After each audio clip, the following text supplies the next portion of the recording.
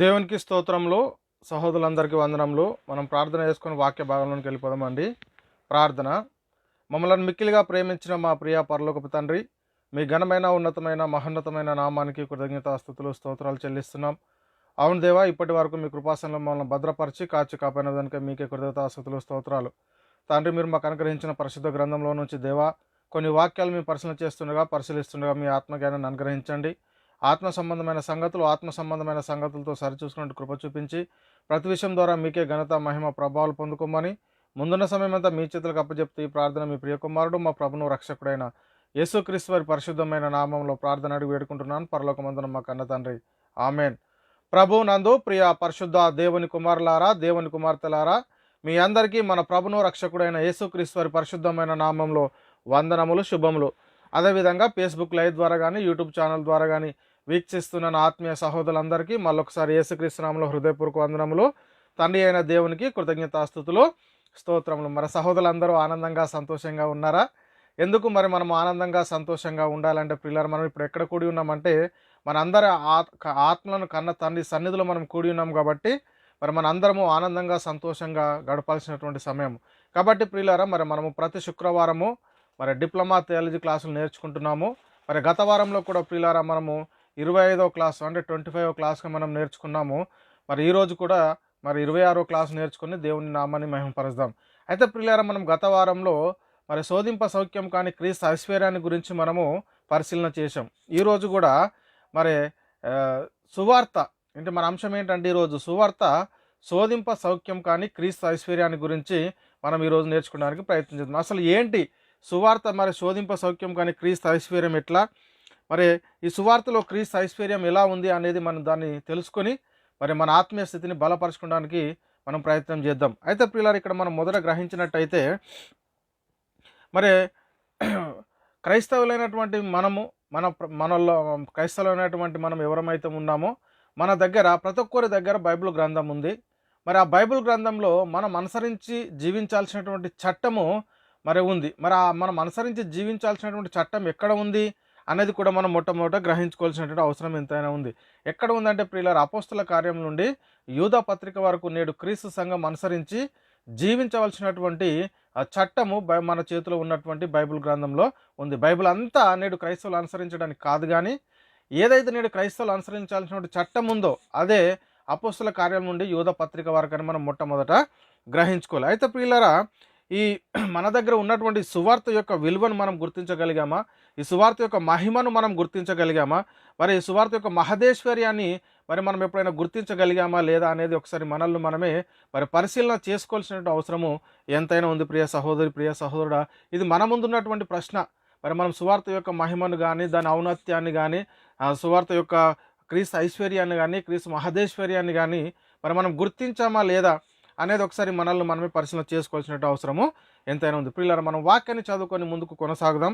ఎఫెసీయులకు రాసిన పత్రిక 3వ అధ్యాయము మనం 8 నుంచి 11 వచనాలు మనం పరిశీలన చేస్తే ప్రియులారా, పరలోకంలో ప్రధానులకును అధికారులకును సంఘం ద్వారా తన యొక్క నానా విధమైన జ్ఞానం ఇప్పుడు తెలియజేయవాలని ఉద్దేశించాడు. ఎవరు? దేవుడి గురించి దేవుడు చెప్తా ఉన్నాడు. ఈ మాటలు మనకు ఏం చెప్తున్నాడు అంటే, పరలోకంలో ప్రధానులకును అధికారులకును సంఘం ద్వారా తన యొక్క నానా విధమైనటువంటి జ్ఞానము మరి మనకు తెలియజేయాలని ఉద్దేశించాడు. అంటే దేవుడు ప్రభు అయిన యేసుక్రీస్తునందు చేసినటువంటి ఈ నిత్య సంకల్పము అని మనం మొట్టమొదట గ్రహించుకోవాలి ఏంటి అనేది. అయితే ప్రియులు, ఇక్కడ మరి శోధింప సౌఖ్యం కానీ క్రీస్తు ఐశ్వర్యం అన్నజనుల్లో ప్రకటించుటకు అపోస్తులైన పౌలు గారు ఎఫెసీయులకు రాసిన ఈ 3వ పత్రిక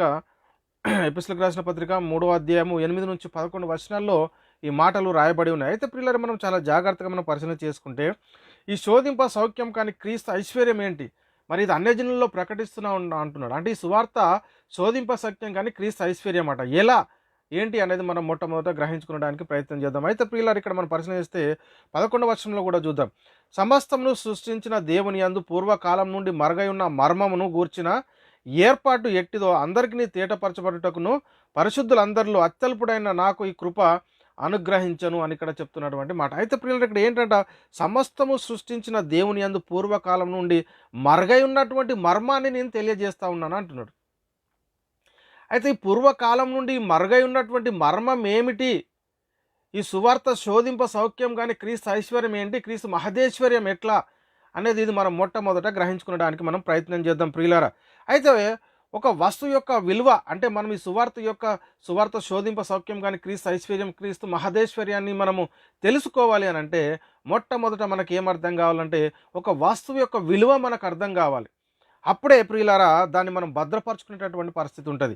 అయితే ఈ లోక సంబంధంగా మనం పరిశీలన చేస్తే బంగారం కానీ మరి వెండి కానీ డబ్బు కానీ మనం ఎక్కడ దాస్తామంటే మనకు తెలుసు. ఎందుకంటే అది విలువైనదని మనకు తెలుసు కాబట్టి దాన్ని ఎక్కడ దాస్తామంటే మనం బీరువాలో పెట్టి ఆ బీరువాలో లాకర్ ఉంటుంది, ఆ లాకర్లో పెట్టి తాళాలు వేసి భద్రంగా మరి దాచిపెట్టుకునేటటువంటి పరిస్థితిని మనం చూస్తూ ఉన్నాం. అయితే పిల్లలు మరి అదే విధంగా మనము మార్కెట్ నుంచి చెప్పులు కొనుక్కొచ్చామనుకోండి, ఈ చెప్పులను ఎక్కడ పెడతాము అని అంటే ప్రియుల తీసుకెళ్ళి ఏదైతే డబ్బులు బంగారము ఈ వెండి పెట్టామో బీరువాలో అన్నదిలో పెడతామా అంటే లేదు, ఎక్కడ పెడతాము? ఎంత నువ్వు కొనుక్కొచ్చినా కానీ చెప్పులను ఎక్కడ గుమ్మం బయటే విడిచేటటువంటి పరిస్థితి ఉంటుంది. అయితే ప్రియులారా ఇక్కడ మనం పరిశీలన చేసుకుంటే మరి ఈ లోక సంబంధంగా డబ్బు ఎక్కడ పెట్టాలో మనకు తెలుసు. అది ఏది విలువైనది మనం బీరువాలో పెడతాం, చెప్పులు విలువైనవి కావు కాబట్టి మనం బయట ఇస్తాం. ఇది మనకు చాలా జాగ్రత్తగా తెలుసు. అయితే ప్రియులారా మన దగ్గర ఉన్న సువార్త కానీ ఈ వాక్యం యొక్క విలువ నీకు తెలుసా? ఇది మనం మొట్టమొదట గ్రహించుకోవాలి. ఈ లోక సంబంధమైన వాటి విలువను గురించి నీకు అర్థమవుతా ఉంది, కానీ మరి మన చేతిలో ఉన్నటువంటి పరిశుద్ధ గ్రంథంలో ఉన్న వాక్యము కానీ ఈ సువార్త యొక్క విలువ కానీ నీకు తెలుసా అనేది మనం మొట్టమొదట గ్రహించుకోవాలి. అయితే ప్రియులారా ఈ సువార్తలో ఏముందంటే క్రీస్తు మహదేశ్వర్యము, శోధింప సౌఖ్యం కానీ క్రీస్తు ఐశ్వర్యం ఉంది. ఇది మనం మొట్టమొదట తెలుసుకోవాలి. అంటే దీని యొక్క విలువ నీకు తెలిస్తే ఈ వాక్యాన్ని ఎక్కడ ఉంచుకోవాలి?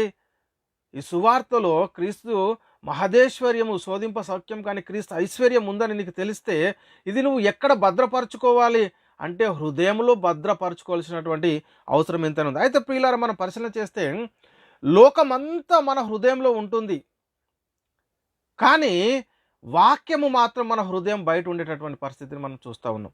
ప్రియులారా మన హృదయంలో ఏముండాలి అంటే వాక్యం ఉండాలి, కానీ మన హృదయంలో ఏముంటుంది? వాక్యం ఉండట్లేదు. ఈ లోకమంతా మన హృదయంలో ఉంటుంది, కానీ మరి వాక్యం మాత్రం మన హృదయం లోపల ఉండట్లేదు.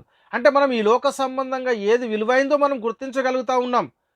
అంటే బంగారము వెండి డబ్బు ఇదంతా మనం గుర్తించగలిగి దాన్ని చాలా జాగ్రత్తగా బీరువాలో భద్రపరుచుకుంటున్నాం, కానీ మరి మనం ఆత్మలను రక్షించే ఈ శక్తి గల వాక్యాన్ని మన హృదయంలో భద్రపరుచుకుంటున్నామా లేదా అనేది మన ముందున్నటువంటి ప్రశ్న. ఇది మనం చాలా జాగ్రత్తగా మనం పరిశీలన చేసుకోవాలి. అంటే వాక్యాన్ని ఎక్కడ భద్రపరచుకోవాలి? ధనాన్ని అయితే బాగా లాకేసి మరి తాళం వేసి గట్టిగా ఉందా లేదని చూసి భద్రపరుస్తాం.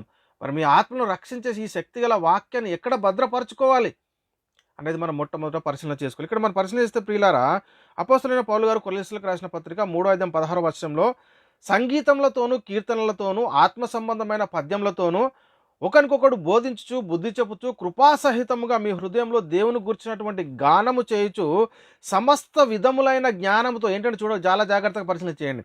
సమస్త విధములైన జ్ఞానంతో క్రీస్తు వాక్యము మీలో సమృద్ధిగా నివసింపనీయుడు అంటాడు. ఎక్కడ ఉండాలట వాక్యము? మీలో మీ హృదయములో సమృద్ధిగా నివసింపనీయాలి.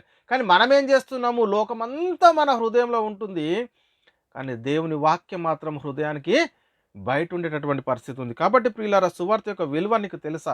సువార్త యొక్క విలువ నీకు తెలిస్తే ఈ సువార్తను ఈ వాక్యాన్ని మనం ఎక్కడ భద్రపరచుకోవాలో మనకు అర్థమయ్యేటటువంటి పరిస్థితి ఉంటుంది. ఒకసారి ప్రియులారా మనం పరిశీలన చేస్తే ఈ సువార్త యొక్క మహిమ ఏంటి?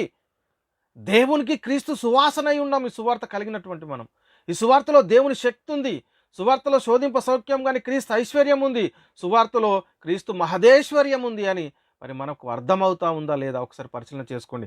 ఇక్కడ అపోస్తలుడైన పౌలు గారు కొరింథీయులకు రాసిన 2వ పత్రిక 2వ అధ్యాయం 14 నుంచి మీరు 16 వచనాలు రాసుకోండి. నేను 15-16 వచనాలు నేను చదువుతా ఉన్నాను. ఇక్కడ రక్షించు వారి పట్లను నశించు వారి పట్లను మేము దేవునికి క్రీస్తు సువాసన అయి ఉన్నాం. అంటే ఈ వాక్యాన్ని కానీ సువార్తను కానీ కలిగినటువంటి వారు ఎలా ఉన్నారట?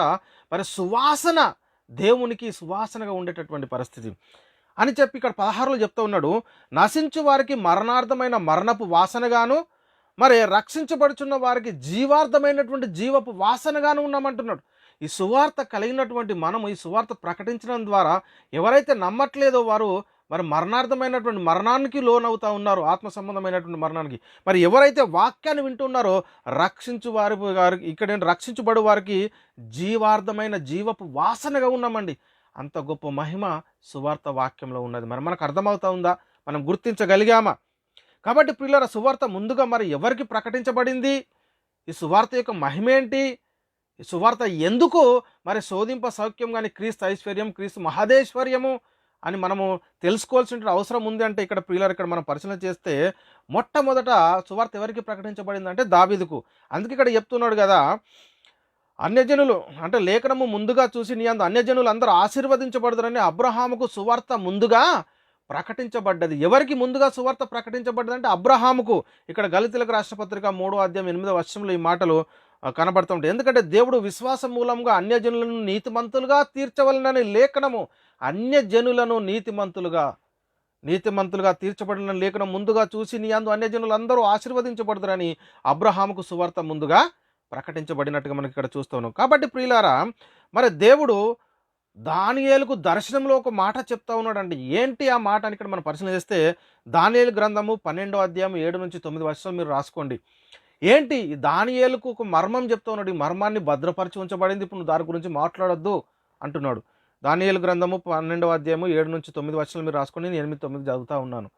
నేను వింటిని కానీ గ్రహింపకపోతిని, ఏలినవాడ వీటికి అంతమేమని అడగగా అతడు ఈ సంగతులు అంతకాలము వరకు మర్మముగా ఉండున్నట్లు ముద్రించబడినవి గనుక దానియేలు నువ్వు ఊరుకుండుమని చెప్పాను. దానియేలుకు చెప్తా ఉన్నాడు, ఇవి అంత్యకాలం వరకు ముద్రించబడి మర్మముగా ఉన్నవి, కానీ నువ్వు ఇప్పుడు ఏం చేయొద్దు, మౌనంగా ఉండు, దాని గురించి నువ్వు మాట్లాడద్దు అని చెప్తున్నాడు. ఏంటి ఈ మర్మము?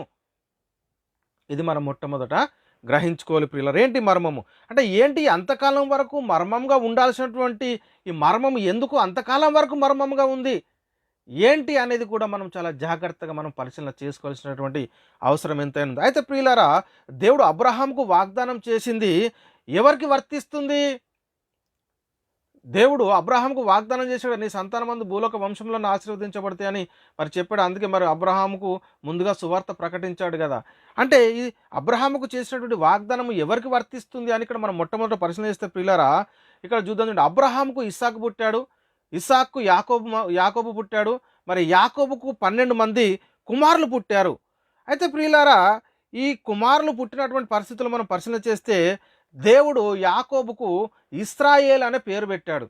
అంటే యాకోబుకు దేవుడు ఏం పేరు పెట్టాడంటే ఇస్రాయేల్ అని పేరు పెట్టాడు. అయితే ప్రియులారా, ఈ యాకోబు సంతానము లేక ఇస్రాయేలు సంతానమే ఇస్రాయేలీలు అని మనం మొట్టమొదట గ్రహించుకోవాలి. ఇస్రాయేలు ఎవరు అంటే యాకోబుకు దేవుడు ఇస్రాయేల్ అని పేరు పెట్టాడు కాబట్టి యాకోబు సంతానము ఎవరైతే ఉన్నారో వారే ఇస్రాయేలీలు అని మనం మొట్టమొదట గ్రహించుకోవాల్సిన అవసరం ఎంతైనా ఉంది ప్రియులరా. ఎందుకంటే ప్రియులరా, ఈ యాకోబు సంతానముకు లేక ఇశ్రాయేలు సంతానముకే దేవుడు మోషే ద్వారా ధర్మశాస్త్రాన్ని అనుగ్రహించినట్టుగా మనము లేఖనంలో చాలా స్పష్టంగా చూస్తూ ఉన్నాం. అయితే ప్రియుల, మరి ఎప్పుడైతే దేవుడు ధర్మశాస్త్రం అనుగ్రహించాడో యాకోబు సంతానానికి లేక ఇశ్రాయేలు సంతానానికి, మరి అప్పుడు ఏమైందంటే దేవుని ప్రజలుగా ఇశ్రాయేలు పరిగణించబడ్డారు అని మనం మొదట అర్థం చేసుకోవాలి. అదేవిధంగా ప్రియులారా, మరి ఆ కాలంలో ధర్మశాస్త్రం లేని వారు దేవుని ప్రజలు కాదు. వారు ఎలా ఉన్నారంటే అన్యజనులుగా ప్రకటించారు. ధర్మశాస్త్రం కలిగిన వారేమో మరి దేవుని ప్రజలుగా పరిగణించబడ్డారు. మరి ధర్మశాస్త్రం ఎవరికైతే లేదో వారు దేవుడు లేని ప్రజలుగా పరిగణించబడినట్టుగా మనకు లేఖనంలో చాలా స్పష్టంగా అర్థమవుతా ఉంది. అయితే ప్రియులారా, మరి దేవుడు ఇశ్రాయేలుకు మాత్రమే దేవుడా, అన్యజనులకు దేవుడు కాదా అనేది కూడా మన ముందున్నటువంటి ప్రశ్న ఏంటండి. మరి దేవుడు యాకోబు సంతానానికి ఇశ్రాయేలు సంతానానికి ధర్మశాస్త్రం అనుగ్రహించాడు కాబట్టి మరి వాళ్ళు దేవుని ప్రజలుగా ఉన్నారు. మరి దేవుడు లేని ప్రజలేమో అన్యజనులు. మరి దేవుడు ఇశ్రాయేలీలకు మాత్రమే దేవుడా, మరి అన్యజనులకు కాదా? ఇది కూడా మనకు ముందున్నటువంటి ప్రశ్న. ఇది కూడా మనం చాలా జాగ్రత్తగా పరిశీలన చేసుకోవాలి. అయితే ప్రియుల, మరి దేవుడు సువార్త, మరి దేవుడు ఒక మాట చెప్తున్నాడు. సువార్త ముందుగా అబ్రహాముకు ఎప్పుడు ప్రకటించాడు అంటే సున్నతి ఉన్నప్పుడా, సున్నతి పొందినప్పుడా, సున్నతి పొందక ముందా? అంటే ప్రియులారా, సున్నతి పొందక ముందే ఇశ్రాయేలుకు ధర్మశాస్త్రం అనుగ్రహించబడక ముందే దేవుడు అబ్రహాంకు వాగ్దానం చేసినట్టుగా మనము చూస్తూ ఉన్నాం. ప్రియులారా, ఎందుకు దేవుడు ఈ అబ్రహాముకు సున్నతి పొందక ముందే వాగ్దానం చేశాడంటే ఇటు ఇశ్రాయేలీలు అటు అన్యజనులు అందరూ ఆశీర్వదించబడాలి కాబట్టే మరి దేవుడు సున్నతి పొందక ముందే మరి ఇశ్రాయేలుకు ధర్మశాస్త్రం అనుగ్రహించక ముందే సువార్త ముందుగా అబ్రహాంకు ప్రకటించాడు అని మనం మొట్టమొదట గ్రహించుకోవాలి. అయితే ప్రియులారా, అందుకే ఒకప్పుడు సువార్త ఎలా ఉంది, అన్యజనులు అందరూ మరి దేవుని ప్రజలుగా కావాలి అని అంటే ఒకప్పుడు సువార్త మర్మంగా ఉన్నట్లుగా మనకు కనబడతా ఉంది. మరి దేవుడు దానియేలుతో అదే చెప్పాడు, దానియేలును ఊరుకుండుము, అది అంత్యకాలం వరకు ముద్రించబడి మర్మముగా ఉన్నదని చెప్తున్నటువంటి మాటలు మనము ఇంతకు ముందే మనం దానియేలు గ్రంథంలో 12లో చూసాం ప్రియులారా. కాబట్టి చాలా జాగ్రత్తగా మనం పరిశీలన చేసుకోవాల్సినటువంటి అవసరం ఎంతైనా ఉంది. అయితే మరి ప్రియులారా, మరి మరణము ఎప్పుడు ఈ ఈ మర్మము ఏదైతే దేవుడు దానియేలుకు ఏదైతే భద్రపరిచి ఉంచాడో, ఏదో ముద్రించి ఉంచాడో, అది అంత్యకాలం మట్టుకు మర్మముగా ఉండాలన్నాడో, మరి మర్మం ఎప్పుడు బయలుపరచబడింది అంటే ఇది మనం చాలా జాగ్రత్తగా పరిశీలన చేసుకోవాలి. ఎప్పుడు బయలుపరచబడింది ఆ మర్మము అంటే ప్రియులారా, ఎప్పుడైతే దేవుడు తన సొంత కుమారుని మన పాపాల నిమిత్తం ఈ లోకానికి పంపించాడో, ఈ లోకానికి వచ్చినటువంటి యేసుక్రీస్తు వారు మన కోసం తన్ను తాను బలిగా అర్పణగా అప్పగించుకొని మరి ఎప్పుడైతే సిలువలో మృతి పొంది మరి సమాధి చేయబడి లేఖనముల ప్రకారము 3వ దినమున తిరిగి లేచి పరలోకానికి వెళ్ళి పరలోకంలో ఉన్నటువంటి పరిశుద్ధాత్మని లోకానికి పంపించడం ద్వారా ఈ లోకంలో ఉన్నటువంటి అపోస్తులు పరిశుద్ధాత్మను పొందుకొని పరిశుద్ధాత్మ ద్వారా ఏదైతే పరిచర్య జరిగిస్తున్నారో, ఏదైతే వాక్యం ప్రకటిస్తున్నారో, అదే మరుగై ఉన్నటువంటి ఆ మర్మాన్ని వీళ్ళు చెప్తున్నటువంటి ప్రశ్న. ఈ వాక్యం ఏంటి ఆ మర్మము అంటే అన్యజనులు కూడా దేవుని ప్రజలుగా అయ్యేటటువంటి మర్మాన్ని ఇక్కడ అపోస్తుల ద్వారా బయలుపరచబడినట్టుగా మనకు లేఖనాల్లో చాలా స్పష్టంగా కనబడుతుంది. ఇది మనం చాలా జాగ్రత్తగా మనం పరిశీలన చేద్దాం. చూడండి ప్రియులరా, ఒకప్పుడు మర్మంగా ఉన్నటువంటి ఆ మర్మము బయలుపరచబడిపోయింది. ఎవరి ద్వారా అంటే అపోస్తుల ద్వారా. ఇప్పుడు మనం పరిశీలన చేద్దాం. చూడండి, ఇక్కడ ఎఫెసీయులకు రాసిన పత్రిక 3వ అధ్యాయము 1 నుంచి మనం 6 వచనాలు పరిశీలన చేస్తే ప్రియులారా, ఇక్కడ ఈ హేతువు చేత అన్యజనులైన మీ నిమిత్తము క్రీస్తు యేసు యొక్క ఖైదీనైన పౌలను నేను ప్రార్థించుచు చెప్తున్నాను. 2వ వచనం నుంచి, మీ కొరకు నాకు అనుగ్రహించబడిన దేవుని కృప విషయమై ఏర్పాటును గురించి మీరు వినియున్నారు. నాకు అనుగ్రహించినటువంటి ఈ కృప, దేవుని కృప ఏంటి అనేది మీరు వినియున్నారు అని చెప్పి 3వ వచనం చెప్తున్నాడు. ఎట్లనగా క్రీస్తు మర్మము, ఏమంటే ఒకప్పుడు మర్మంగా ఉన్నటువంటి మర్మము, ఒకప్పుడు ముద్రించబడినటువంటిది ఇక్కడ చెప్తున్నాడు. ఎట్లనగా క్రీస్తు మర్మము దేవ దర్శనము వలన నాకు తెలియపరచబడవలనను సంగతిని గురించి మునుపు సంక్షేమంగా వ్రాసి తిని, మీరు దానిని చదివిన ఎడల దీనిని బట్టి క్రీస్తు మర్మం గురించి నాకు కలిగినటువంటి జ్ఞానము గ్రహించుకొనగలరు. అంటే నేను ఏదైతే రాశానో మీరు దానిని చదివిన ఎడల దానిని బట్టి ఆ క్రీస్తు మర్మం గురించి నాకు కలిగిన జ్ఞానమును మీరు గ్రహించుకొనవలరు అని చెప్పి, ఈ మర్మం ఇప్పుడు 5వ వచనంలో చాలా అద్భుతంగా చెప్తున్నాడు. ఈ మర్మం ఇప్పుడు ఆత్మ మూలంగా దేవుని పరిశుద్ధులకు, అపోస్తులకు, ప్రవక్తలకు బయలుపరచబడి ఉన్నట్లుగా పూర్వకాలం అందు మనుషులకు తెలియపరచబడలేదు. చాలా జాగ్రత్తగా అర్థమైంది కదండి. ఏదైతే దేవుడు దానియేలుకు నువ్వు మూర్ఖుండుము, అది ముద్రించబడింది, అది మర్మమాన్ని చెప్పాడో, ఆ మర్మం ఎప్పుడు బయలుపరచబడింది? పూర్వకాలం అందు మనుషులకు బయలుపరచబడిందంటే బయలుపరచబడలేదు. ఎవరికి బయలుపరచబడిందంటే అది అపోస్తులకు మాత్రమే. పరిశుద్ధాత్ముని బోధ ద్వారా అపోస్తులకు మాత్రమే అది బయలుపరచబడింది. ఇక్కడ అందుకే చెప్తున్నాడు, ఈ మర్మం ఇప్పుడు ఆత్మ మూలంగా దేవుని పరిశుద్ధులకు, అపోస్తులకు, ప్రవక్తలకు బయలుపరచబడి ఉన్నట్లుగా పూర్వకాలం అందు మనుషులకు తెలియపరచబడలేదు. ఈ మర్మం ఏదనగా అన్యజనులు సువార్త వలన క్రీస్తునందు యూదులతో పాటు సమాన వారసులను, ఒక్క శరీరమందలి సాటి అవయవములను వాగ్దానంతో పాలివారై ఉన్నారన్నది అంటాడు. చూడండి, అద్భుతం కదండి. ఇక్కడ చెప్పేశాడు, ఏదైతే మర్మముగా ఉందో ఆ మర్మము అపోస్తుల ద్వారా ప్రకటించబడుతుందో, ఈ అపోస్తుల ద్వారా ప్రకటించబడినటువంటి ఈ వాక్యాన్ని ఎవరైతే అంగీకరిస్తున్నారో, ఆ వాక్యం ద్వారా ఎవరైతే మరి దేవుని ప్రజలుగా అయితే ఉన్నారో, 6వ వచనం అదే, ఈ మర్మం ఏదనగా అన్యజనులు సువార్త వలన, అందుకే సువార్త శోధింప సౌఖ్యం కానీ క్రీస్తు ఐశ్వర్యము, సువార్త మహదేశ్వర్యం అని మనం గ్రహించుకోవాలి. ఈ మర్మం ఏదనగా అన్యజనులు సువార్త వల్ల క్రీస్తునందు యూదులతో పాటు సమాన వారసులను, ఒక శరీరం మందలి సాటి అవయవములను వాగ్దానంలో పాలివారై ఉన్నారన్నది. చూడండి, దేవుడు ఏదైతే సున్నతి పొందకముందు అబ్రహాముకు వాగ్దానం చేశాడో, నీ సంతానమందు భూలోక వంశములను ఆశీర్వదించబడతాయి. ఇటు ఇశ్రాయేలీలు కానీ ఇటు అన్యజనులు కానీ అందరూ మరి దేవుని ప్రజలుగా అయ్యేటటువంటి మర్మాన్ని ఇక్కడ తెలియపరుస్తూ ఉన్నారు ప్రియులారా. చాలా జాగ్రత్త. అందుకే ప్రియులారా, మనం పరిశీలన చేసుకుంటే మరి ఇక్కడ అబ్రహాము సంబంధులు కావాలి అని అంటే, ఇక్కడ మనం పరిశీలన చేస్తే విశ్వాస సంబంధులే అబ్రహాం కుమారులు అని మీరు తెలుసుకున్నారంటే, విశ్వాస సంబంధులు. మరి అబ్రహాం కుమారులు కావాలంటే ఎవరు? విశ్వాస సంబంధులు కావాలి. ఇక్కడ గల్తీలకు రాసిన పత్రిక 3:7. కాబట్టి విశ్వాస సంబంధులే అబ్రహాము కుమారులు అని తెలుసుకున్నాడు. మరి అబ్రహాము కుమారులు కావాలంటే మొదట ఎవరి సంబంధులు కావాలి? ఇది మన ప్రశ్న ఏంటండి. మరి అబ్రహాము కుమారులు కావాలంటే కాబట్టి విశ్వాస సంబంధులు మరి అబ్రహాము కుమారులను మీరు తెలుసుకున్నాడు అన్నాడు కదా. మరి ఇక్కడ అబ్రహాము కుమారులు కావాలంటే ఎవరి సంబంధులు కావాలి? మొట్టమొదట ఇది ధర్మశాస్త్ర సంబంధమైన సంబంధులు కావాలా, లేక పాత నిబంధన సంబంధులు కావాలా? ఏ సంబంధులు కావాలి? వాక్యాన్ని అర్థం చేసుకోండి. ఇక్కడ గలతీలకు రాసిన పత్రిక 3:23లో మీరు క్రీస్తు సంబంధులైతే ఆ పక్షమందు అబ్రహాం యొక్క సంతానమై ఉండి వాగ్దాన ప్రకారము వారసులు. మీరు క్రీస్తు సంబంధులు కావాలి. మొదట మీరు అబ్రహాము యొక్క ఇప్పుడు అబ్రహాము కుమారులు కావాలంటే ఎవరి సంబంధులు కావాలి? మీరు విశ్వాస సంబంధులే అబ్రహాము కుమారులు అని తెలుసుకుంటున్నాడు. మనం విశ్వాస సంబంధులు కావాలి. మరి అబ్రహాము కుమారులు కావాలంటే మొదటి ఎవరి సంబంధులు కావాలంటే క్రీస్తు సంబంధులు కావాలి. గలతీ 3:29 చెప్తున్నాడు అదే స్పష్టంగా.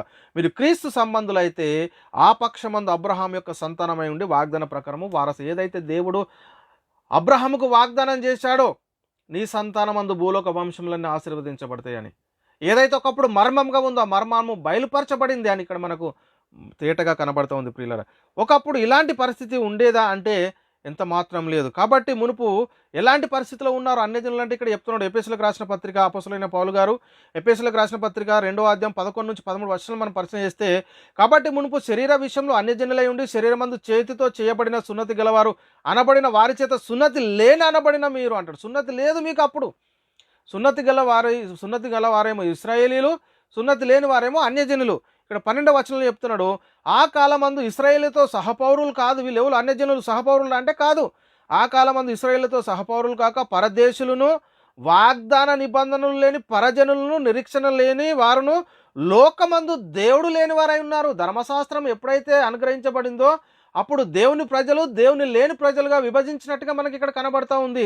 చాలా జాగ్రత్తగా పరిశీలన చేసుకోండి. ఆ కాలమందు ఇశ్రాయేలుతో సహపౌరులు కాక పరదేశులను, వాగ్దాన నిబంధనలు లేని పరజనులను, నిరీక్షణ లేని వారును, లోకమందు దేవుడు లేని వారనై ఉండి క్రీస్తుకు దూరస్తులై ఉంటారని మీరు జ్ఞాపకం చేసుకొనుడి అని చెప్పి ఇక్కడ 13లో ఆయనను మునుపు దూరస్తులైన మీరు ఇప్పుడు క్రీస్తునందు క్రీస్తు రక్తం వలన సమీపస్తులైనవారు. ఏదైతే దేవుడు అబ్రహాముకు చేసినటువంటి వాగ్దానం చూడండి, అన్యజనులందరూ నీ సంతానమందు ఆశీర్వదించబడతారు. ఏదైతే ముందుగా సువార్త అబ్రహాముకు ప్రకటించాడో సున్నతి పొందక ముందు, మరి ఆ మరగైనటువంటి మర్మాన్ని తేటపరచబడింది ప్రియులారా. అందరూ దేవుని ప్రజలు అయిపోతున్నారు. ఆయనను మునుపు దూరస్తులైన మీరు ఇప్పుడు క్రీస్తు చేసినందుకు క్రీస్తు రక్తం వలననే మనం సమీపంలో అయ్యేటటువంటి పరిస్థితి ఇక్కడ చూపిస్తూ ఉన్నాడు. ఇంకా మనం ఎఫెసీయులకు రాసిన పత్రిక 2:14-19 వచనాలు కూడా మనం పరిశీలిస్తే, ఆయన మన సమాధానమై ఉండి, ఒకప్పుడు ఎలాంటి పరిస్థితుల్లో దేవునితో సమాధానం లేదు మనకు. అందుకే చెప్తున్నాడు, ఆయన మన సమాధానమై ఉండి మీకును మాకును ఉండిన ద్వేషమును అనగా విధిరూపకమైన ఆజ్ఞలుగా ధర్మశాస్త్రమును తన శరీరమందు కొట్టివేసి మధ్య గోడను పడగొట్టి మన ఉభయలను ఏకం చేసిన. మధ్య గోడ ఏంటి? ఇటు దేవుని ప్రజలకును దేవుని లేని ప్రజలకు మధ్య గోడ ఏంటంటే ధర్మశాస్త్రము. ఈ ధర్మశాస్త్రాన్ని పడగొట్టాడు. ఇట్లు సంధి చేయొచ్చు ఇద్దరిని తన యందు ఒక నూతన పురుషునిగా సృష్టించి తన శిలువ వలన ఆ ద్వేషమును సంహరించి దాని ద్వారా వీరిద్దరిని ఏక శరీరంగా చేసి దేవునితో సమాధానపరచవలనని ఇలాగు చేసిన గనుక ఆయననే మనకు సమాధానకారకుడై ఉన్నాడు. చూడండి ప్రియులారా, ఎంతటి గొప్ప మహిమని తన శిలువ చేత ఆ ద్వేషంను ఏదైతే అన్యజనులు దేవుని ప్రజలుగా ఉన్నారో వారందరిని ఒకటి చేశాడు ప్రియులారా. తన శిలువ వలన ద్వేషం సంహరించి దాని ద్వారా వీరిద్దరిని ఏక శరీరంగా చేసి దేవునితో సమాధాన పరచాలని ఇలాగ చేసిన కనుక ఆయన మనకు సమాధానకారకుడే. మర్మంగా ఉన్నటువంటి మర్మము శోధింప సౌఖ్యం కానీ క్రీస్తు ఐశ్వర్యం అదే, క్రీస్తు మహదేశ్వర్యం అదే. ఇది మనం మొట్టమొదట గ్రహించుకోవాలి ప్రియులారా. మరియు ఆయన వచ్చి దూరస్తులైన మీకును సమీపస్తులైన వారికి సమాధాన సువార్తను ప్రకటించాడు. ఆయన ద్వారానే మనం ఉభయంలో ఒక్క ఆత్మయందు తండ్రి సన్నిధికి మనం చేరగలుగుతున్నాం. ఒక ఆత్మయందు ఆయన ద్వారానే మనం ఉభయం ఒక ఆత్మయందు తండ్రి సన్నిధికి చేరగలుగుతున్నాము. కాబట్టి మీరిక మీదట ఎలా ఉందట పరిస్థితి? మీరిక మీదట పరజనులను పరదేశులై ఉండక పరిశుద్ధులతో ఏక పట్టణస్థులను దేవుని ఇంటి వారై ఉన్నారు. ఇప్పుడు మనం ఎలాంటి పరిస్థితిలో ఉన్నామంటే దేవుని ఇంటి వారము, పరదేశులము కాదు ఇప్పుడు. కాబట్టి మీరిక మీద పరజనులను పరదేశులై ఉండక, ఒకప్పుడు పరదేశులుగా ఉండే పరజనులుగా ఉండే దేవుని లేని వారుగా ఉండే, ఇప్పుడు మరి పరిశుద్ధులతో ఏక పట్టణస్థులు దేవుని ఇంటి వారు క్రీస్తు రక్తంలో ఎవరైతే కడగబడతా ఉన్నారో అని మనం మొట్టమొదట గ్రహించుకోవాలి. కాబట్టి ప్రియులారా, ఇప్పుడున్న పరిస్థితుల్లో మర్మం అనేది ఓపెన్ అయిపోయింది, సువార్త ప్రకటించబడింది. ఒకప్పుడు ఇది మర్మంగా ఉండే, ఇప్పుడు ఏమైపోయిందంటే బయలుపరచబడిందని మనం దీన్ని బట్టి అర్థం చేసుకోవాలి. కాబట్టి ఇప్పుడు ఏదైతే సువార్త ప్రకటించబడుతుందో అదే క్రీస్తు మహదేశ్వర్యం, శోధింప సౌఖ్యం కానీ క్రీస్తు ఐశ్వర్యము. ఎందులో ఉంది క్రీస్తు ఈ శోధింప సౌఖ్యం కానీ క్రీస్తు ఐశ్వర్యము, ఈ క్రీస్తు మహదేశ్వర్యం అంటే సువార్త వాక్యములోనే ఉంది ప్రియులారా. ఇది మనం చాలా జాగ్రత్తగా పరిశీలన చేసుకోవాల్సినటువంటి అవసరం ఎంత ఉంది. కాబట్టి ప్రియులారా, ఈ సువార్త మర్మం ఎంతమందికి ప్రకటించగలుగుతా ఉన్నాము, ఈ సువార్తను మనం ఎంతమందికి ప్రకటించగలుగుతున్నాం, ఎంతమందిని ఒక ఆత్మను నిత్య నరకం నుండి మనం నిత్య జీవానికి నడిపించగలుగుతున్నాం అన్నదే మన ముందున్నటువంటి ప్రశ్న. చాలా జాగ్రత్తగా మనం పరిశీలన చేసుకోవాలి ప్రియులారా. సువార్తను ప్రకటిస్తున్నామా లేదా ఒకసారి ఆలోచన చేసుకోండి. మరి నీకు తెలిసి ఉన్నటువంటి సువార్తను మరి నీ దగ్గరే మరి మరుగు చేస్తావు, నీ దగ్గరే మరి భద్రపరుస్తూ ఉన్నావా? ఒకసారి ఆలోచన చేయి, ఎలాంటి పరిస్థితిలో ఉన్నావు? ప్రియులారా, మనిషి ఈ లోకంలో ఉన్న ప్రతి దానికి విలువ రేటు కడతా ఉన్నాడు. కానీ ఈ లోకంలో ప్రతి దాని యొక్క విలువను గుర్తించగలుగుతూ ఉన్నాడు. ప్రతి దానికి విలువ కడతా ఉన్నాడు, రేటు కడతా ఉన్నాడు, మరి విలువను గుర్తించగలుగుతూ ఉన్నాడు. తాను ధరించుకున్న శరీరానికి, శరీర అవయవాలకు కూడా ఈరోజు విలువ ఉన్నటువంటి పరిస్థితిని, విలువ కడుతున్నటువంటి పరిస్థితిని మనము చూస్తూ ఉన్నాం. అయితే ప్రియులారా, మరి ప్రాముఖ్యమైనది నేను అనే ఆత్మకు ఈ నువ్వు విలువ కట్టగలవా ఈ లోక సంబంధమైనటువంటి ధనముతోని? ఒకసారి పరిశీలన చేసుకోవాల్సినటువంటి అవసరం ఎంతైనా ఉంది ప్రియులారా. ఈ ఆత్మ ఈ లోక సంబంధమైనది కాదు. ఈ లోక సంబంధమైనది అయిన ధనంతో ఈ ఆత్మకు మనం విలువ కట్టగలమంటే ఎంత మాత్రం కట్టలేము. ఎందుకంటే ఈ లోకమంతా సంపాదించుకొని తన ప్రాణం పోడగొట్టుకుంటే మనకి ఏమి లాభము? ఏమి కూడా లాభం లేదు. నిత్య నరకానికి వెళ్ళేటటువంటి పరిస్థితి ఉంటుంది. కాబట్టి ప్రియులారా, ఒక ఆత్మకు ఉన్న విలువ ఈ లోకాన్నంతా పోగేసిన ఒక ఆత్మకు మరి తన గోటి మందం కూడా సరిపోయేటటువంటి పరిస్థితి లేదు అని మనం మొట్టమొదట గ్రహించుకోవాలి. అందుకే ప్రియులారా, లేఖనాలు సెలవిస్తూ ఉన్నాయి, మీరు విలువ పెట్టి కొనబడిన వారు గనుక మనుషులకు దాసులు కావద్దు అని చెప్తున్నారు. మనం విలువ పెట్టి కొనబడిన వారం, ఈ లోక సంబంధమైన డబ్బు పెట్టి కాదు. ఇది మనం మొట్టమొదట గ్రహించుకోవాలి. అపోస్తలుడైన పౌలు గారు కొరింథీయులకు రాసిన మొదటి పత్రిక 7:23 వచనంలో మీరు విలువ పెట్టి కొనబడిన వారు కనుక మనుషులకు దాసులు కావద్దు అంటున్నాడు. మనం విలువ పెట్టి కొనబడిన వారం. అదేవిధంగా ప్రియులారా, ఇంకా మనం పరిశీలన చేస్తే పేతురు గారు రాసిన మొదటి పత్రిక 1:18-19 అద్భుతమైనటువంటి మాటలు రాయబడ్డాయి. మనం దేని బట్టి కొనబడిన వారము అంటే, పితృ పారంపరమైన మీ వ్యర్థ ప్రవర్తన విడిచిపెట్టినట్లుగా వెండి బంగారంల వంటి క్షయవస్తుల చేత మీరు విమోచింపబడలేదు. వెండి బంగారంల వంటి క్షయవస్తుల చేత మీరు విమోచింపబడలేదు అని చెప్పి ఇక్కడ 19 చెప్తున్నాడు. అమూల్యమైన రక్తం చేత అనగా నిర్దోషమును నిష్కలంకమును గొర్రెపిల్ల వంటి క్రీస్తు రక్తం చేత విమోచింపబడతారని మీరు ఎరుగుదురు కదా అంటాడు. అంటే మనం అమూల్యమైన రక్తం చేత అనగా నిర్దోషమును నిష్కలంకమును మరి గొర్రెపిల్ల వంటి క్రీస్తు రక్తం చేతనే విమోచింపబడ్డాం, కానీ ఈ లోక సంబంధమైన వెండి బంగారంల వంటి ఈ క్షయవస్తువుల చేత కాదు అని మనం మొట్టమొదట గ్రహించుకోవాల్సిన అవసరం ఏంటంటే, కాబట్టి ఈ సువార్తను ఎక్కడ భద్రపరచుకోవాలి? మనము హృదయములో ప్రియులారా, హృదయములో. కాబట్టి ప్రియులారా, ఇప్పుడున్న పరిస్థితుల్లో మన ఆత్మను రక్షించే శక్తి దేనిలో ఉందంటే సువార్తలో ఉంది. మరి ఎప్పుడైనా నువ్వు గుర్తించగలిగావా సువార్త శక్తి? కాబట్టి ప్రియులారా, ఈ లోకంలో ప్రతి దానికి విలువ కడుతున్నావు, కానీ నీ ఆత్మకు విలువ నీకు తెలుసా? ఈ లోకంలో నువ్వు ఈ లోకంతో నీ ఆత్మ విలువను, నీ ఆత్మను రక్షించుకోగలవా? ఒకసారి పరిశీలన చేసుకో. ఈ లోక సంబంధంగా ఒక బిచ్చగాడికి తన విలువ తెలుసా అంటే, నాకేం లేదండి, నేను బిచ్చగాడినండి అని చెప్తున్నటువంటి పరిస్థితి. తన విలువను తెలిసినప్పుడు అతడు అబ్బా నేను ఇంత విలువ అని తెలుసు. ఎలా తెలుసుకున్నాడు విలువ అంటే, ఒక వ్యక్తి అడుగుతా ఉన్నాడు. ఒక వ్యక్తిని అడుగుతున్నాడు, అయ్యా నాకేం లేదు, నేను బీదవాడానంటే ఆ వ్యక్తి చెప్తున్నాడు, నువ్వు కలిగినటువంటి శరీరానికి ఉన్న విలువ, నిన్న ఉన్న ఆత్మ యొక్క విలువ ఏంటి ఒకసారి నువ్వు పరిశీలన చేసుకొని. నువ్వేం లేదంటున్నావు కదా, నీ కన్నుకు గింత విలువ ఉంది, నీ చేయికి ఇంత విలువ ఉంది, నీ కాలుకి ఇంత విలువ ఉంది, అవన్నీ ఇస్తావా? నీకు గింత ఇస్తా అంటే నేను ఇయ్యను. మరి ఏం లేదంటున్నావు, నువ్వు ఇన్ని లక్షలకు ఇన్ని కోట్లకు నువ్వు విలువ చేస్తున్నావు కదా, నీ యొక్క విలువ నీకు తెలియట్లేదు అని చెప్పగానే అతను ఎక్కడైతే చెట్టు కింద పడుకుంటాడో అక్కడ నుండి ఆ రోజు నుంచి అక్కడ పడుకునేటటువంటి పరిస్థితి లేదు. కాబట్టి ప్రియులారా, మరి మనమై ఉన్న ఆత్మ యొక్క విలువ నీకు తెలుసా? ఈ విలువను నువ్వు ఎప్పుడైనా గుర్తించగలిగావా? ఈ విలువను గుర్తిస్తే ఈ విలువ ఎలా దొరుకుతుంది అంటే, మనము అంటే ఇక్కడ చెప్తూ నిర్దోషమును నిష్కలంకమును మరి గొర్రెపిల్ల వంటి క్రీస్తు రక్తం చేత మనం విమోచింపబడుతున్నాం ప్రియులారా. ఈ లోకంలో ఏది కూడా మన ఆత్మను విమోచించేటటువంటి పరిస్థితి లేదు, ఒక క్రీస్తు రక్తం తప్ప.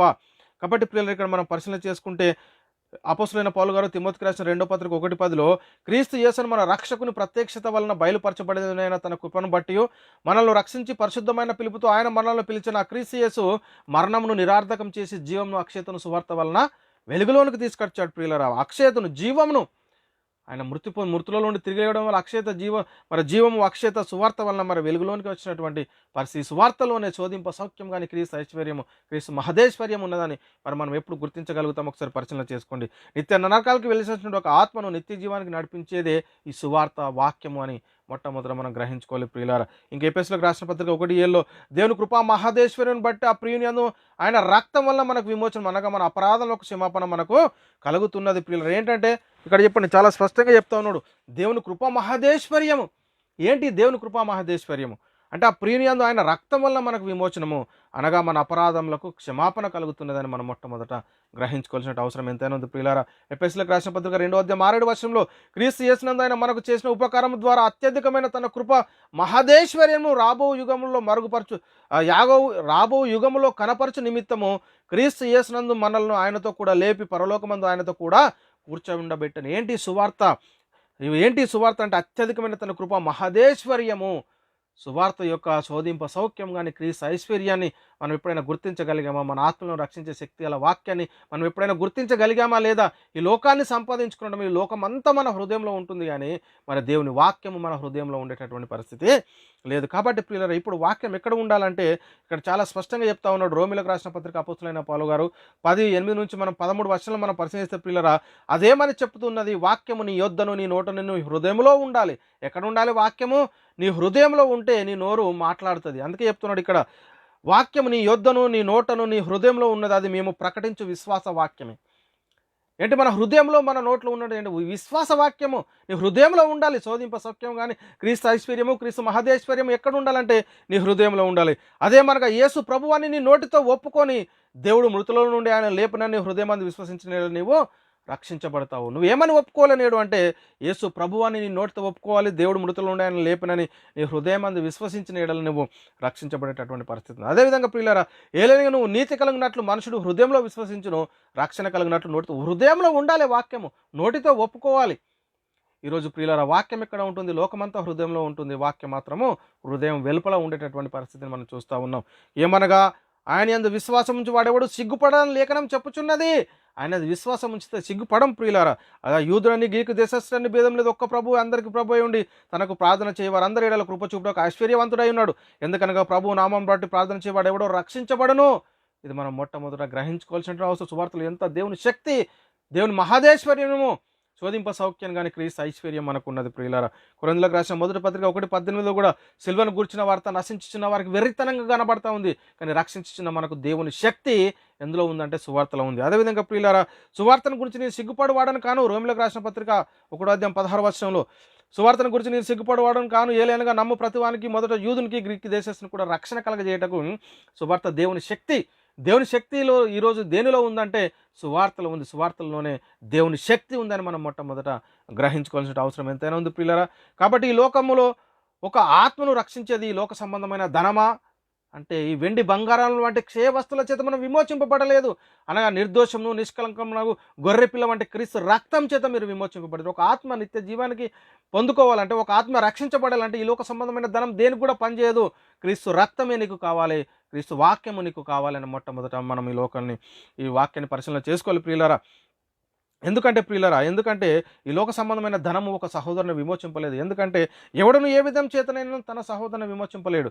ఎందుకంటే కీర్తన గ్రంథం 49:7-9 మనం పరిశీలన చేస్తే, ఎవడను ఏ విధం చేతనైనా తన సహోదరుని విమోచింపలేడు, వాడు కుళ్ళు చూడక నిత్యం బ్రతుకున్నట్లు వాని నిమిత్తము మరి దేవుని సన్నిధిలో ప్రాయశ్చిత్తం చేయగలవాడు ఎవడు కూడా లేడు. ఎందుకంటే వాని ప్రాణ విమోచన ధనం బహు గొప్పది, అది ఎన్నటికీ తీరక అట్లుండవలసిందే. ఈ లోక సంబంధమైనటువంటి ధనంతో ఎవరు కూడా ఒక ఆత్మను విమోచింపేటటువంటి పరిస్థితులు ఎవరు కూడా ఒక సహోదరుని విమోచింపలేడు. చూడండి ప్రియులారా, మనం చాలా జాగ్రత్తగా మనం పరిశీలన చేసుకోవాలి. కాబట్టి ప్రియులారా, సువార్త యొక్క విలువ ఎప్పుడైనా గుర్తించావా? మన దగ్గర ఉన్న సువార్త శోధింప సౌఖ్యం కానీ క్రీస్తు ఐశ్వర్యము, క్రీస్తు మహాదేశ్వర్యం అని మరి మనకు ఎప్పుడు అర్థమవుతుంది? చాలా జాగ్రత్తగా మనం పరిశీలన చేసుకోవాలి.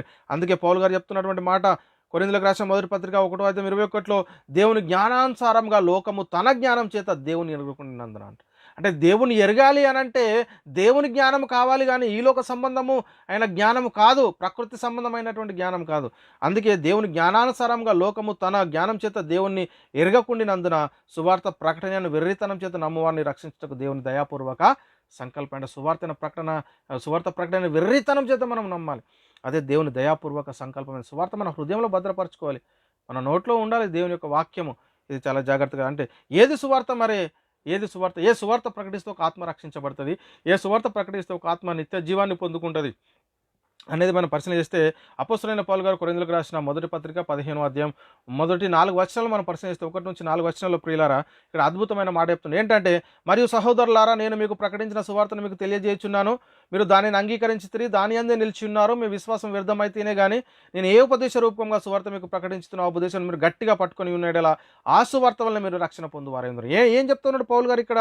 ఏమంటున్నారు? మీరు దానిని అంగీకరించితే అంటే, సహోదరులారా, నేను మీకు ప్రకటించిన సువార్తను మీకు తెలియజేస్తున్నాను. పౌలు గారు ఏం చేశారు? సువార్త ప్రకటించారు, సువార్త యొక్క మహిమను వారికి వెల్లడిపరిచాడు. సువార్తలో దాగి ఉన్నటువంటి మర్మాన్ని బయలుపరిచాడు అక్కడ. అదే చెప్తున్నాడు, సహోదరులారా నేను మీకు ప్రకటించిన సువార్తను మీకు తెలియజేస్తున్నాను, మీరు దానిని అంగీకరించి దాని అందే మీరు నిలిచి ఉన్నారు, మీ విశ్వాసము వ్యర్థమైతేనే కానీ నేను ఏ ఉపదేశ రూపంగా సువార్త మీకు ప్రకటించుతున్నాను ఆ ఉపదేశాన్ని మీరు గట్టిగా పట్టుకోవాలి. మనం ఎలా పట్టుకోవాలంటే సువార్తను గట్టిగా పట్టుకోవాలి. ఒక వ్యక్తి బాయిలో పడిపోయాడు అనుకోండి, ఒక తాడేస్తే ఎలా పట్టుకుంటాడని గట్టిగా పట్టుకొని పైకి వస్తాడు.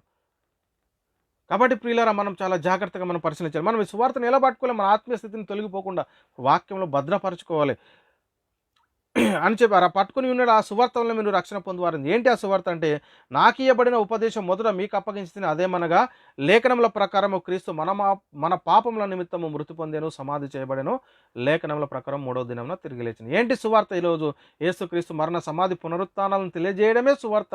అదే శోధింప సౌఖ్యం కానీ క్రీస్తు ఐశ్వర్యము, క్రీస్తు రక్తములోనే ఆత్మ విమోచన, నిత్య జీవము, పరలోకము. మీరు నిర్దోషమును నిష్కలములను గొర్రెపిల్ల వంటి క్రీస్తు రక్తం చేత విమోచింపబడ్డారు. కాబట్టి ప్రియులారా ఈరోజు క్రీస్తు మరణ పునరుత్థానంలోనే ఒక ఆత్మ రక్షణ పొందుకుంటుంది.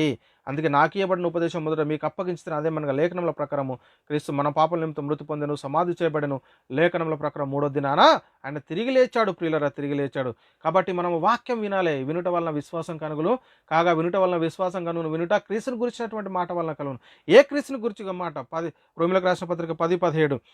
మీరు ఇక్కడ ఏ క్రీస్తుని గురించిన మాట అంటే ఇక్కడ మనం పరిశీలన చేస్తే, మీరు ఇలా ఉన్న రక్షింపబడి మన ప్రభు అయిన యేసుక్రీస్తు యొక్క మహిమను పొందవాలని ఆయన మా సువార్త వల్ల మిమ్మల్ని పిలిచాడు. ఏంటి ఆ సువార్త?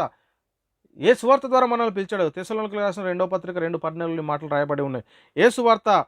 చూడండి ప్రియులారా, ఏ సువార్త అంటే మళ్ళీ చెప్తుండదు. అపోస్తలులైన పౌలు గారు తెస్సలోనికీయులకు రాసిన 1వ పత్రిక 2వ అధ్యాయం 13లో, ఆ హేతువు చేతను మీరును దేవుని గురించిన వర్తమాన వాక్యం మా వాళ్ళని అంగీకరించినప్పుడు, దేవుని గురించినటువంటి వర్తమాన వాక్యము మా వాళ్ళని అంగీకరించినప్పుడు మనుషుల వాక్యం అని ఎంచక అది నిజముగా ఉన్నట్లు దేవుని వాక్యం అని దానిని అంగీకరించి గనక మేమును మనక దేవునికి కృతజ్ఞతాస్తుతులు చెల్లించుచున్నాము. ఆ వాక్యమే విశ్వాసులైన మీలో అంటే ఏది మనలో కార్యసిద్ధి కలగజేస్తుందంటే, విశ్వాసులైన మనలో కార్యసిద్ధి కలగజేయదు వాక్యమే ప్రియులారా, వాక్యమే. కాబట్టి సువార్త శోధింప సౌఖ్యం కానీ క్రీస్తు ఐశ్వర్యము, క్రీస్తు మహదేశ్వర్యము. అందుకే ప్రియులారా ఈ సువార్తలో ఏముంది అని అంటే, దేవుని స్వరూపమైన క్రీస్తును కనపరచు సువార్త ప్రకాశం ఉంది. కొరింథీయులకు రాసిన 2వ పత్రిక 4:4లో దేవుని స్వరూపమైన క్రీస్తు మహిమను కనపరచు సువార్త ప్రకాశము మరి సువార్తలో ఉందని మనం తెలుసుకోవాలి. అదేవిధంగా ప్రియులారా కొరింథీయులకు రాసిన 1వ పత్రిక 1వ అధ్యాయము 5-7 వచనాలు మనం పరిశీలిస్తే, క్రీస్తును గురించిన సాక్ష్యం మీలో స్థిరపరచబడినందున ఆయనందు మీరు ప్రతి విషయంలోనూ అనగా సమస్త ఉపదేశంలోనూ సమస్త జ్ఞానంలోనూ ఐశ్వర్యవంతులైతిరి కనుక ఏ ఉపదేశమందును లోపం లేక మీరు మన ప్రభు అయిన యేసుక్రీస్తు ప్రత్యక్షత కొరకు ఎదురు చూచుచున్నారు. ఆయనలో ఐశ్వర్యము ఇక్కడ అనగా సమస్త ఉపదేశంలోనూ సమస్త జ్ఞానంలోనూ ఐశ్వర్యవంతులైతిరి. క్రీస్తు ఐశ్వర్యాన్ని మనము కలిగినటువంటి వారం, క్రీస్తు ఐశ్వర్యాన్ని మనము ధరించుకున్నటువంటి వారము. కాబట్టి ప్రియులారా ఇంకా మనం పరిశీలిస్తే రోమీయులకు రాసిన పత్రిక 10:11-13 వచనాల్లో కూడా ఏమనగా ఆయన అందు విశ్వాసం ఉంచి వాడేవాడు సిగ్గుపడని లేఖనం చెప్పుచున్నది.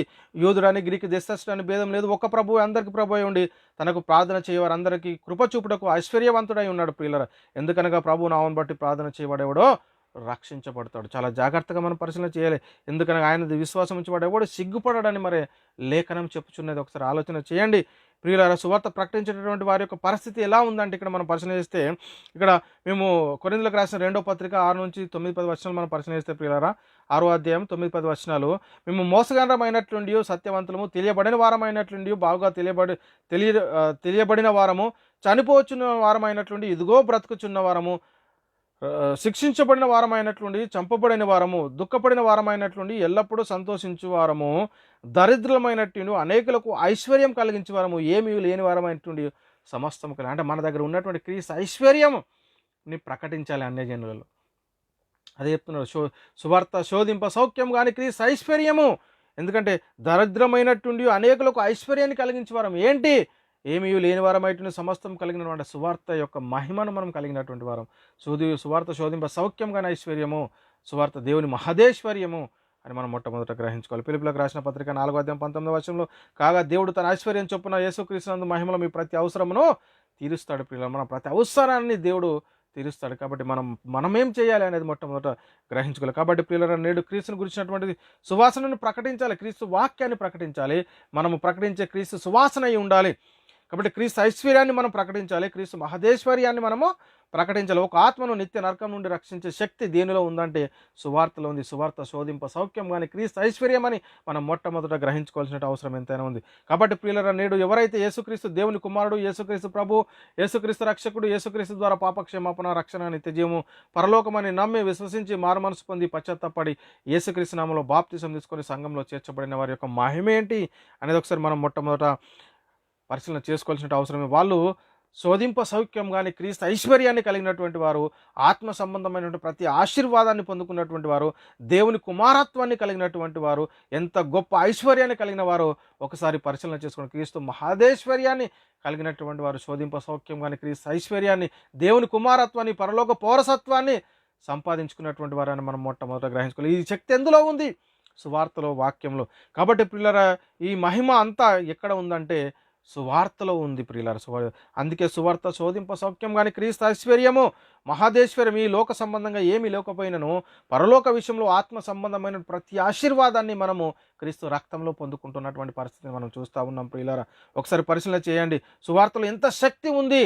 నీ ఆత్మను రక్షించే శక్తి గల వాక్యము, దేవుని మహాదేశ్వర్యము, క్రీస్తు శోధింప సౌఖ్యం కానీ క్రీస్తు ఐశ్వర్యము సువార్తలో ఉంది ప్రియులారా. ఒకసారి ఆలోచన చేయండి. ఈ సువార్త మన హృదయంలో, మన నోటిలో ఉండాల్సినటువంటి ఈ వాక్యాన్ని మనం బయట పెడుతున్నాము, లోకాన్నంతా మన హృదయంలో పెడతాం. మనకి ఈ లోక సంబంధంగా ఏది విలువైందో గుర్తించగలుగుతున్నాం. వెండి, బంగారం, డబ్బు, దీన్ని తీసుకెళ్ళి చాలా భద్రంగా లాకర్లో పెడతా ఉన్నాము, ఈ శరీరానికి సంబంధించింది. కానీ మన ఆత్మను రక్షించే శక్తి గల వాక్యాన్ని మాత్రం బయట ఉంచేస్తున్నాము. ఒకసారి ఆలోచన చేయండి, మన వాక్యం ఎక్కడ పెడతా ఉన్నాము, ఎక్కడ ఉంచుకుంటున్నాము అంటే ప్రియులరా, మనము మన ఆత్మను రక్షించే శక్తి గల వాక్యాన్ని మన హృదయంలో భద్రపరచుకోవాలి ప్రియులారా. కాబట్టి పరిశీలన చేయండి. ఎందుకంటే అది సువార్త శోధింప సౌఖ్యం కానీ క్రీస్తు ఐశ్వర్యము, దేవుని మహాదేశ్వర్యము. కాబట్టి ప్రియులారా, మన ఆత్మలను రక్షించుకుందాము. ఎందుకంటే ఇక నుంచి అయినా సువార్తకు లోబడదాము, సువార్తను ఆ యొక్క శక్తిని మనం గ్రహిస్తాము. మన ఆత్మను రక్షించే శక్తి ఎందులో ఉందంటే సువార్తలు ఉంది. అది ఏ సువార్త అంటే యేసుక్రీస్తు మరణ, సమాధి, పునరుత్థానాలను తెలియజేసేది. నాకేయబడిన ఉపదేశం మొదట మీకు అప్పగించింది అదేమనగా లేఖనముల ప్రకారము క్రీస్తు మన పాపముల నిమిత్తం మృతి పొందెను, సమాధి చేయబడెను, లేఖనముల ప్రకారం 3వ దినమున లేపబడిన. ఇదండి సువార్త. ఈ సువార్త ఎవరైతే ప్రకటిస్తూ ఉన్నారో, ఈ సువార్తను ఎవరైతే అంగీకరిస్తున్నారో వారికి ఎలా ఉందంటే ఈ సువార్త అంటే సువార్త శోధింప సౌఖ్యం కానీ క్రీస్తు ఐశ్వర్యము, దేవుని మహాదేశ్వర్యము ఈ సువార్తలో ఉంది. ఒక ఆత్మ ఈ లోక సంబంధంగా ఎంత డబ్బు ఇచ్చినా కానీ ఒక ఆత్మను మనం రక్షించలేము. కానీ మన నిర్దోషము, నిష్కలంకమును, గొర్రెపిల్ల వంటి క్రీస్తు రక్తం చేత మనం విమోచింపబడేటటువంటి పరిస్థితి ఉంటుంది. కాబట్టి ఆలోచన చేయండి, అర్థం చేసుకోండి, సత్యాన్ని గ్రహించి ఇకనైనా సువార్తకు లోబడి మన ఆత్మను రక్షించుకొని మరి ఈ శోధింప సౌఖ్యం కానీ క్రీస్తు ఐశ్వర్యాన్ని, ఈ పరలోక పౌరసత్వాన్ని, దేవుని కుమారత్వాన్ని పొందుకుందాం. అట్టి కృప దేవుడు మీ అందరికీ అనుగ్రహించును గాక. చెప్పబడినటువంటి వాక్యము మన అందరి హృదయంలో నీరు కట్టి ఫలింపజేయును గాక. సహోదరులారా, మేము ప్రకటిస్తున్న ప్రతి ఒక్క ప్రసంగం యూట్యూబ్ ఛానల్ అప్లోడ్ చేయబడుతుంది. యూట్యూబ్ చర్చిలో బైబిల్ విజ్డమ్ అకాడమీ బెహ్రన్, అదేవిధంగా BW అకాడమీ మీరు టైప్ చేసినట్టయితే మేము మాట్లాడిన ప్రతి ప్రసంగం మీరు వినవచ్చు. మీరు కూడా మా పరిచర్లో పాలి భాగస్తులు కాగలరంటే మీరు చేయవలసిందల్లా ఒకటి, మీ అనుదిన ప్రార్థనలో దేవుని సన్నిధిలో మా పరిచర్య నిమిత్తం మీరు జ్ఞాపకం చేసుకోవడం ద్వారా మీరు కూడా మా పరిచర్లో పాలి భాగస్తులు కాగలరు. దేవుడు మిమ్మల్ని దీవించి ఆశీర్వదించును గాక. ఆమెన్. అందరికీ వందనములు. దేవునికి స్తోత్రములు.